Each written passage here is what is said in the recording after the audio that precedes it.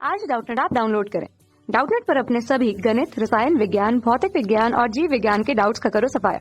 बस प्रश्न की फोटो खींचो, एक ही प्रश्न को क्रॉप करो और तुरंत वीडियो सोल्यूशन पाओ। अभी डाउनलोड करें। हेलो फ्रेंड, इस प्रश्न में दिया गया है कि तीन संधारित्र जिनकी धारिताएं क्रमशः 5 माइक्रोफैराड, 10 माइक्रोफैराड तथा 15 माइक्रोफैराड की है, समांतर क्रम में जोड़े जाते हैं। संयोजन की कुल धारिता हमें ज्ञात करना है।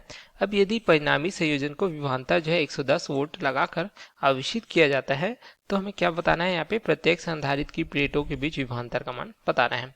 तो हम इस प्रकार से तीन संधारित्र लेते हैं जिसकी धारिताएं C1, C2 तथा C3 है। इसे समांतर क्रम में संयोजित किया गया, अर्थात देख सकते हैं पहले सिरे आपस में जुड़े हुए एक दूसरे से, उसी प्रकार दूसरे सिरे भी आपस में जुड़े हुए हैं। तो यह संयोजन कहलाता है समांतर क्रम संयोजन कहलाता है। ठीक है, अब यहाँ पे दो बिंदु लेते हैं। मान लीजिए यहाँ पे A तथा B बिंदु हैं, इनके बीच तुल्य धारिता जिसे हम प्रदर्शित करते हैं इस प्रकार से CAB से, या हम कह सकते हैं C से प्रदर्शित करते हैं। तो इसके लिए हमें क्या सूत्र प्राप्त हो जाता है, जो समांतर क्रम संयोजन के लिए तुल्य धारिता C बराबर प्राप्त हो जाता है C1 धन C2 धन C3 के बराबर, इस प्रकार से। ठीक है, अब देखिए प्रश्न अनुसार इनका मान क्या दिया गया है। C1 का मान दिया गया 5 माइक्रोफैराड, उसी प्रकार C2 का मान क्या दिया गया है 10 माइक्रोफैराड तथा यहाँ पे C3 का मान दिया गया है 15 माइक्रोफैराड, इस प्रकार से। अब इनका तुल्य धारिता जिसे हमने C से प्रदर्शित किया है, इसका मान हम ज्ञात कर सकते हैं। तो C बराबर क्या प्राप्त हो जाएगा, देख सकते हैं ये हमें प्राप्त हो जाएगा 5 धन 10 धन 15, सभी का मान क्या है माइक्रोफैराड में है, तो तुल्य धारिता भी हमें माइक्रोफैराड में प्राप्त होगी। तो C का मान हमें क्या प्राप्त हो जाता है, देख सकते हैं 30 माइक्रोफैराड के बराबर। इस प्रकार जो पूछा गया है संयोजन का तुल्य धारिता का मान क्या होगा, तो हमें इस प्रकार से 30 माइक्रोफैराड प्राप्त हो जाता है। अब यदि हमें पूछा गया कि परिणामी संयोजन को विभवांतर 110 वोल्ट लगाकर आवेशित किया जाता है, तो मान लीजिए इस प्रकार से बैटरी को से सहायता से हम जोड़ते हैं, जिसका मान क्या दिया गया, देख सकते हैं V बराबर यहाँ पे दिया गया है 110 वोल्ट दिया गया है।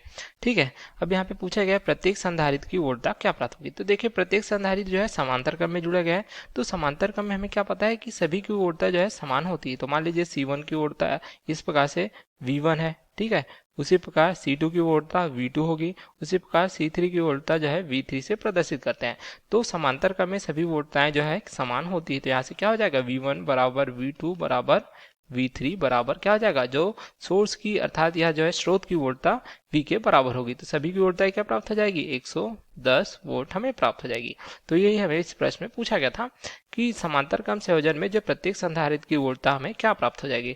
तो यह हमें 110 वोल्ट ही प्राप्त होगी, क्योंकि समांतर क्रम में सभी वोल्टताएं समान होती है, ऐसा हम देख सकते हैं यहाँ पे। ठीक है, तो दोनों उत्तर हमें प्राप्त हो जाते हैं। पहले क्या पूछा गया था, संयोजन की कुल धारिता, तो संयोजन की कुल धारिता इस प्रकार से 30 माइक्रोफैराड प्राप्त हो जाती है तथा प्रत्येक संधारित्र की जो वोल्टता है, ठीक है, जो हम देख सकते हैं विभवांतर के रूप में हमने प्रदर्शित किया, तो इस प्रकार से सभी का मान 110 वोल्ट प्राप्त होता है, जो स्रोत की वोल्टता के बराबर होती है। तो ये हमारा उत्तर है। Okay, thank you. कक्षा 6 से 12वीं से लेकर नीट, IIT, JEE वो एडवांस के लेवल तक 1 करोड़ से ज्यादा छात्रों का भरोसा। आज ही डाउनलोड करें डाउटनेट ऐप या व्हाट्सएप करें अपने सारे डाउट्स 8400 400 400 पर।